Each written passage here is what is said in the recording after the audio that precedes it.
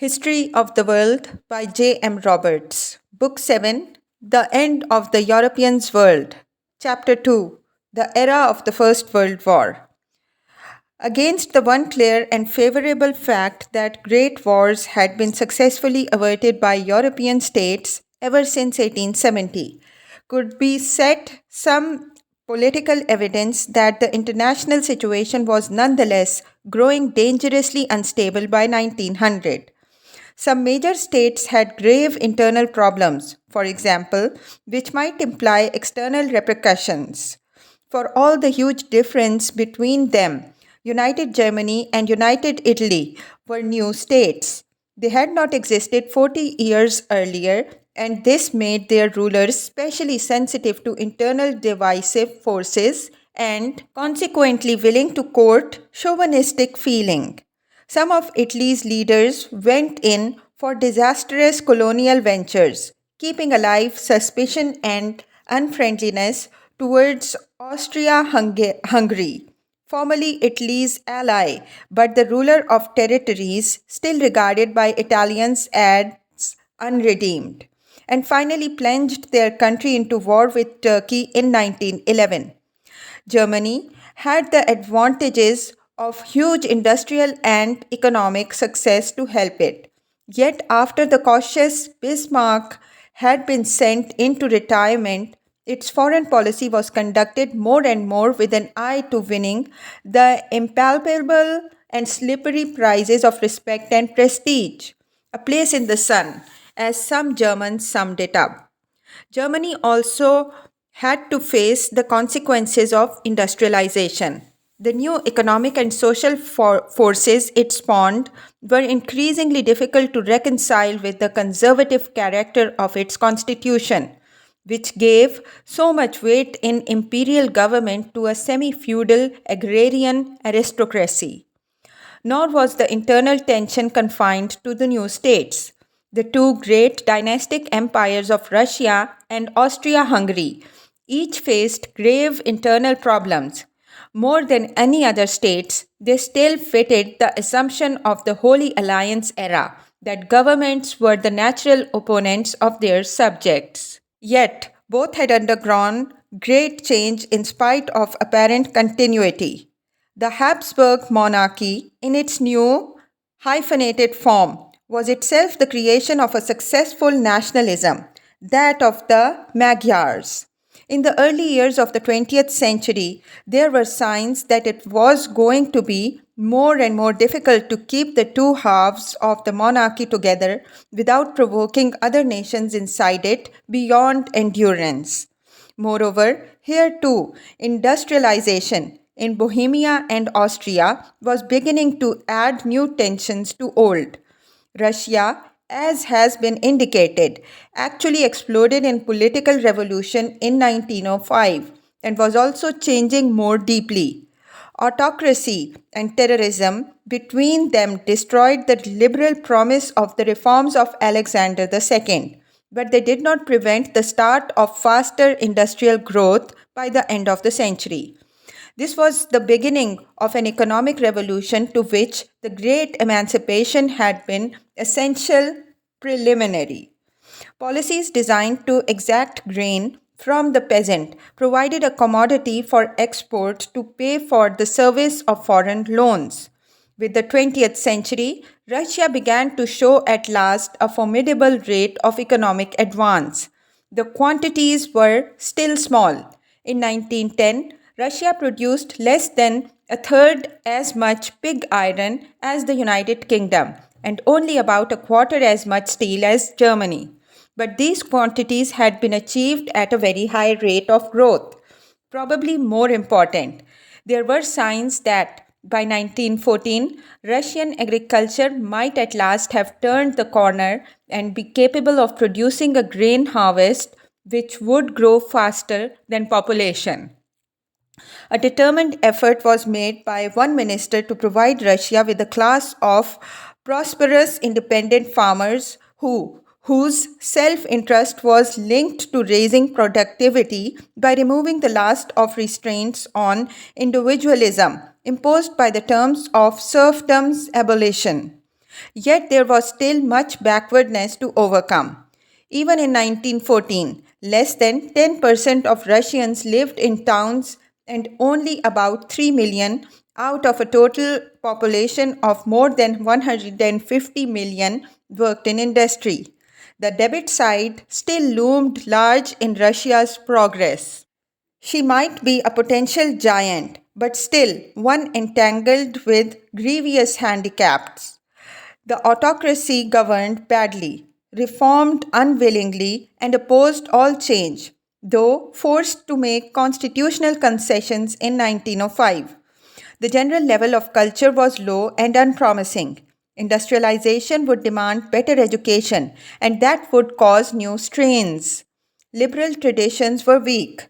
Terrorist and autocratic traditions were strong. Russia was still dependent on foreign suppliers for the capital she needed as well.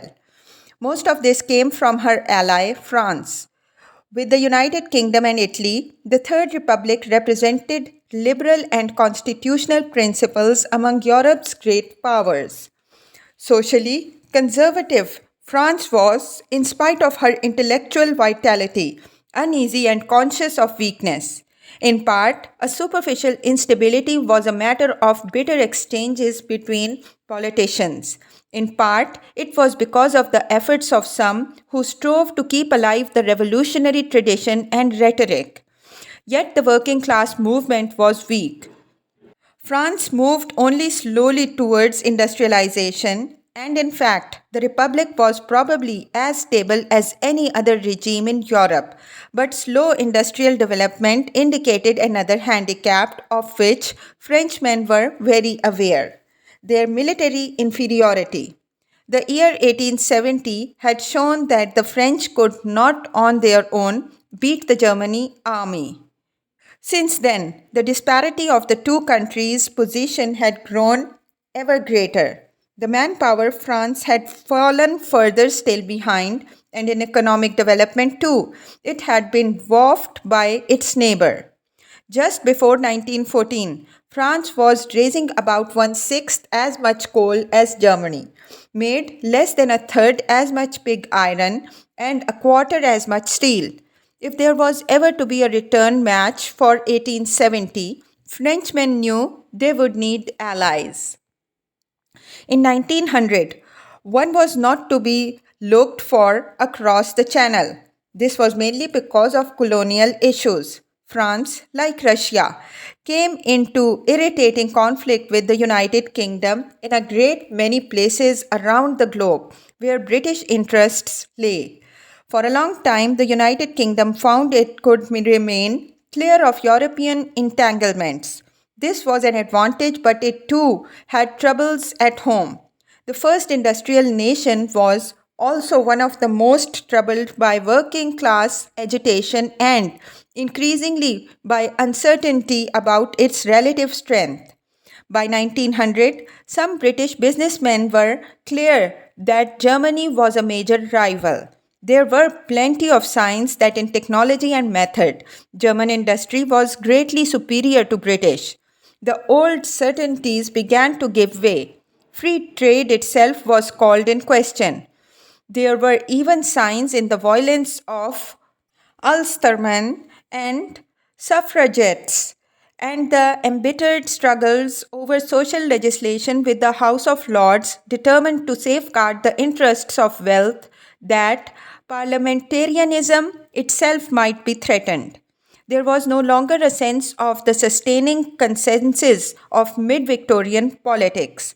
Yet there was a reassuring solidity about British institutions and political habits.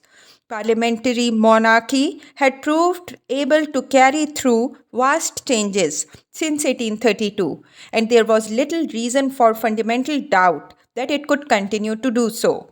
Only a perspective which Englishmen of the day found hard to recognize reveals the fundamental change that had come about in the international position of the United Kingdom within the preceding half century or so. This is provided by a view from Japan or the United States, the two great extra European powers. The Japanese portent was the more easily discerned of the two, perhaps because of the military victory over Russia. Yet there were signs for those who could interpret them that the United States would shortly emerge as a power capable of dwarfing Europe and as the most powerful nation in the world. Her 19th century expansion had come to a climax with the establishment of her supremacy on an unquestionable footing of power in her own hemisphere. The war with Spain and the building of the Panama Canal rounded off the process. American domestic, social, and economic circumstances were such that the political system proved easily able to handle the problems it faced once the great mid century crisis was surmounted. Amongst these, some of the gravest resulted from industrialization. The confidence that all would go well if the economically strongest were simply allowed to drive all others to the wall first began to be questioned towards the end of the 19th century. But this was after an industrial machine of immense scale had already matured. It would be the bedrock of future American power. By 1914, American production of pig iron and steel was more than double that of Great Britain and Germany together. The United States mined almost enough coal to outpace them too, and made more motor cars than the rest of the world put together. At the same time, the standard of living of her citizens continued to act as a magnet to immigration. In her natural resources and a stream of cheap, highly motivated labor lay two of the sources of America's economic might. The other was foreign capital. She was the greatest of debtor nations. Though her political constitution was older in 1914 than that of any major European state except Great Britain or Russia. The arrival of new Americans helped to give the United States the characteristics and psychology of a new nation. A need to integrate her new citizens often led to the expression of strong nationalist feeling. But because of geography, a tradition of rejecting Europe, and the continuing domination of American government and business by elites formed in the Anglo Saxon tradition, this did not take violent forms outside the Western Hemisphere. The United States in 1914 was still a young giant waiting in its wings of history, whose full importance would only become manifest when Europe needed to involve America in its quarrels. In that year, a war began as a result of those quarrels. Though it was not the bloodiest nor most prolonged war in history, nor strictly, as it was later termed, the First World War, it was the most intensely fought struggle and the greatest in geographical extent to have occurred down to that time. Nations from every continent took part. It was also costlier than any earlier war and made unprecedented demands upon resources. Whole societies were mobilized to fight it, in part because it was also the first war in which machines played an overwhelmingly important part. War was for the first time transformed by science. The best name to give it remains the simple one used by those who fought in it, the Great War. This is sufficiently justified by its unprecedented psychological effect alone. It was also the first of the two wars whose central issue was the control of German power. The damage they did ended Europe's political, economic, and military supremacy. Each of these conflicts originated in essentially European issues, and war always had a predominantly European flavor, like the next great struggle detonated by Germany, though it sucked into it other conflicts and jumbled together a whole anthology of issues. But Europe was the heart of the matter, and self inflicted damage in the end finished off her world hegemony. This did not happen by 1918, when the Great War ended, though irreparable damage had already been done even by then. But it was obvious in 1945, at the end of the Second World War, that left behind a continent whose pre 1914 structure had vanished.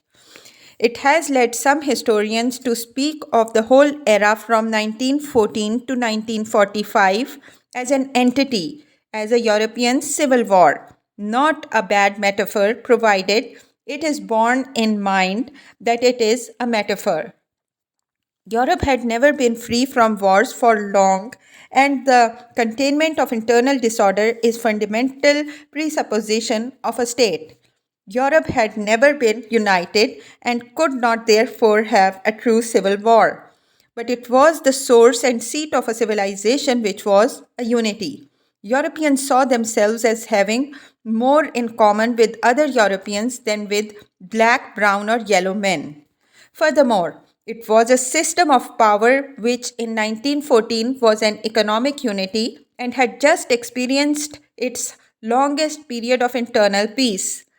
These facts, all of which were to vanish by 1945, make the metaphor of civil war vivid and acceptable. It signifies the self destructive madness of a civilization. A European balance had kept the peace between great states for over 40 years. By 1914, this was dangerously disturbed. Too many people had come to feel that the chances of war might offer them more than a continued peace. This was especially so in the ruling circles of Germany, Austria, Hungary, and Russia. By the time that they had come to feel this, there existed a complicated set of ties, obligations, and interests between states which so involved them with one another that it was unlikely that a conflict could be limited to two or even a few of them. Another force making for instability was the existence of small countries enjoying special relations with the larger ones. Some of them were in a position to take the effective power to make decisions from the hands of those who would have to fight a major war. This delicate situation was made all the more dangerous by the psychological atmosphere in which statesmen had to work by 1914. It was an age when mass emotions were easily aroused, in particular by nationalist and patriotic stimuli. There was widespread ignorance of the dangers of war because nobody except a tiny minority foresaw a war which would be different from that of 1870. They remembered the France of that year and forgot how, in Virginia and Tennessee, only a few years earlier, modern war had first shown its face in prolonged slaughter and huge costs. More Americans died in the Civil War than have died in all the other wars in which the United States has taken part, even to the present day. Everyone knew that wars could be destructive and violent, certainly, but also believed that in the 20th century they would be swiftly over. The very costs of armaments made it inconceivable that civilized states could sustain a prolonged struggle such as that with Napoleonic France. The complex world economy and the taxpayer, it was said, could not survive one. This perhaps diminished misgivings about courting danger. There were even signs, too, that many articulate Europeans were bored by their lives in 1914 and saw in war an emotional release purging away a sense of decadence and sterility. Revolutionaries, of course, welcomed international conflict because of the opportunities they thought it might bring. Finally, it is worth remembering that the long success of diplomats in negotiating grave crises without war was itself a danger. Their machinery had worked so many times that when it was presented with facts more than ordinarily recalcitrant in July 1914, their significance for a time seemed to escape many of those who had to deal with them. On the very eve of the conflict, statesmen were still finding it difficult to see why another conference of ambassadors or even a European Congress should not extricate them from their problems. One of the conflicts which came to a head in 1914 went back a very long time. This was the old rivalry of Austria-Hungary and Russia in southeastern Europe. Its roots lay deep in the 18th century, but its last phase was dominated by the accelerated collapse of the Ottoman Empire in Europe from the Crimean War onwards. For this reason, the First World War is, from one point of view, to be seen as another war of the Ottoman succession. After that, the Congress of Berlin in 1878 had pulled Europe through one dangerous moment. Habsburg and Romanov policy had settled down to a sort of understanding by 1890s. This lasted until Russian interests in the Danube Valley revived after the checking of Russian imperial ambition in the Far East by the Japanese. At that moment, events outside the Habsburg and Turkish empires were giving a new aggressiveness to Austro Hungarian policy too. At the root of this, revolutionary nationalism was the cause. A reform movement looked for a while as if it might put the Ottoman Empire together again, and this provoked the Balkan nations to try to undo the status quo established by great powers and the Austrians to look to their own interests in the situation once again fluid. They offended and humiliated the Russians by a mismanaged annexation of the Ottoman province of Bosnia in 1909. The Russians had not been given a corresponding and compensating gain. Another consequence of Bosnia's annexation was that the dual monarchy acquired more Slav subjects. There was already discontent among the monarchy's subject peoples, in particular the Slavs, who lived under Magyar rule. More and more under the pressure of Magyar interests, the government in Vienna had shown itself hostile to Serbia, a nation to which these Slav subjects might look for support. Some of them saw Serbia as the nucleus of a future state embracing all South Slavs, and its rulers seemed unable and perhaps unwilling to restrain South Slav revolutionaries who used Belgrade as a base for terrorism and subversion in Bosnia. Lessons from history are often unfortunate. The Vienna government was only too ready to conclude that Serbia might play in the Danube Valley the role that Sardinia had played in uniting Italy. Unless the serpent were scorched in the egg, many servants of the empire felt another loss of Habsburg territory would follow. Having been excluded from Germany by Prussia and from Italy by Sardinia, a potential new South Slav state, whether a Greater Serbia or something else, now seemed to some Habsburg councillors to threaten the empire with exclusion from the lower Danube Valley. This would mean its end as a great power and an end too of Magyar supremacy in Hungary, for fairer treatment of Slavs who remained in Hungarian territory would be insisted upon by South Slavdom. This continuing subsistence of the Ottoman Empire could then only benefit Russia, the power which stood behind Serbia, determined there should not be another 1909. Into this complicated situation, the other powers were pulled by interest, choice, sentiment, and formal alliances.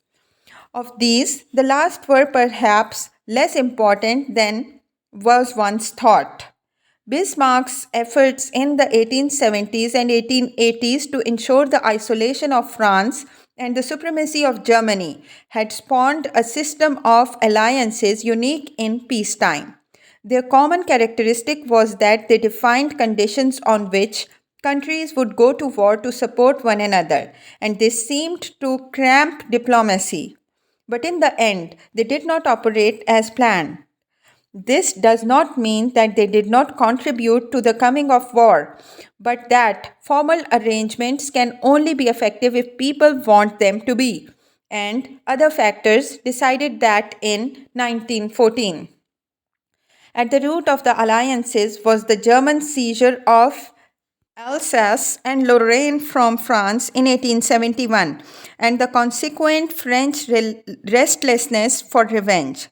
Bismarck guarded against this first by drawing together Germany, Russia, and Austria Hungary on the common ground of dynastic resistance to revolutionary and subversive dangers, which France, the only republic among the major states, was still supposed to represent. There were, after all, still alive in 1871 people born before 1789, and many others who could remember the comments of those who had lived through the years of the Great Revolution. With the upheaval of the Paris Commune, revived all the old fears of international subversion.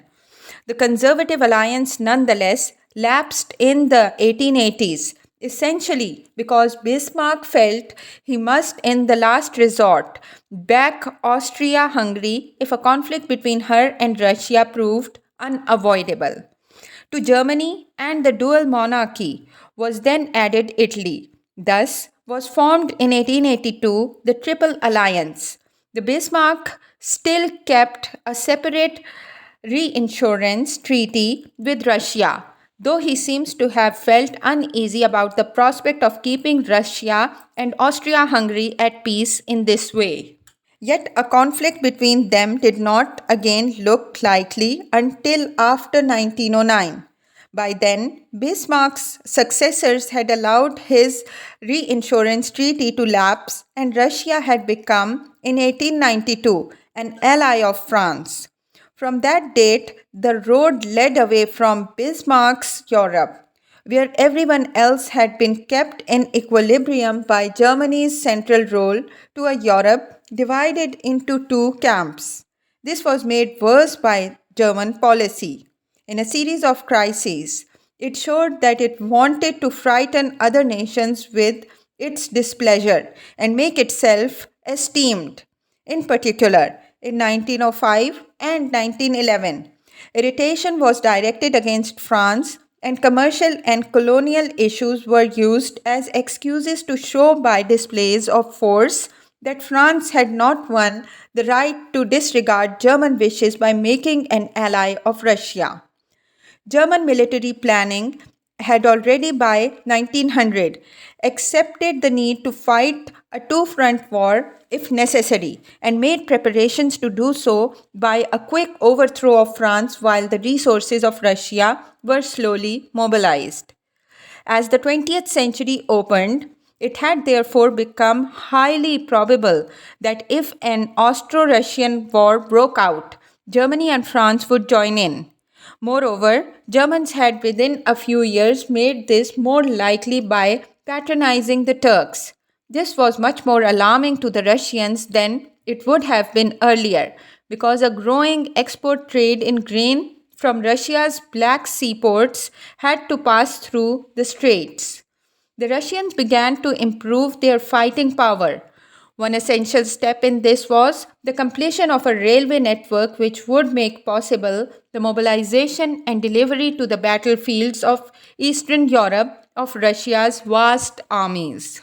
In all this, there was no obvious need for Great Britain to be concerned, had not German policy perversely antagonized her. At the end of the 19th century, Great Britain's quarrels were almost with France and Russia. They arose where imperial ambitions clashed in Africa and Central and Southern Eastern Asia. Anglo German relations were more easily managed, if occasionally prickly. As Great Britain entered the new century, it was still preoccupied with empire, not with Europe. The first peacetime alliance it had made since the 18th century was with Japan to safeguard its interests in the Far East. Then came a settlement of long outstanding disputes with France in 1904.